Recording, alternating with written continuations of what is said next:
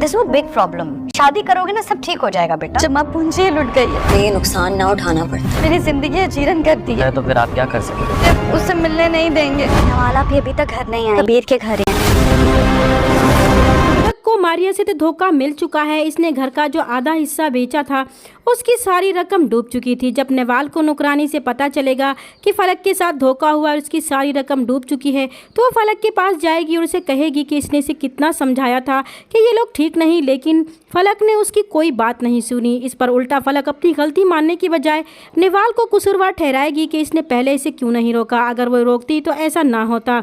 यहाँ से उसकी उम्मीद तो ख़त्म हो चुकी थी, इसलिए अब इसके शातिर दिमाग में हमज़ा का ख्याल आएगा, क्योंकि इसकी नीयत तो हमज़ा पर पहले ही दिन से ख़राब थी।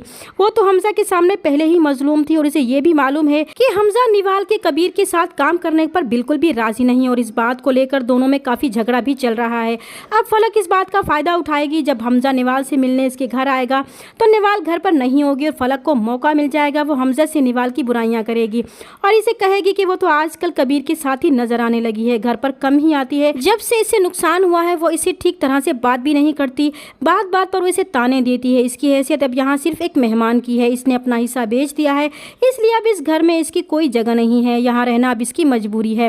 हमज़ा को ये सुनकर बहुत गुस्सा आएगा कि निवाल ने इसके कहने के बावजूद अब तक कबीर से मिलना जुलना नहीं छोड़ा।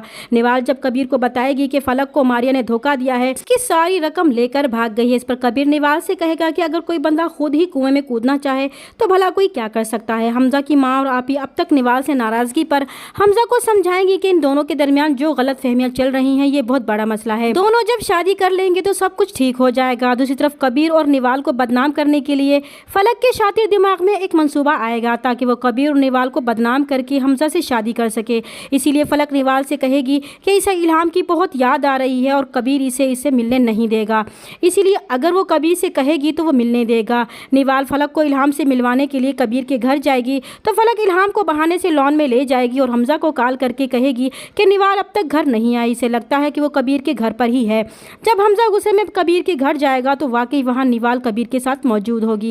ये देखकर अब हमज़ा तो निवाल से अपना रिश्ता ख़त्म करने में एक मिनट भी नहीं लगाएगा। इस तरह फलक का मकसद भी पूरा हो जाएगा और वो हमज़ा को अपने जाल में फंसाकर इसे शादी कर लेगी।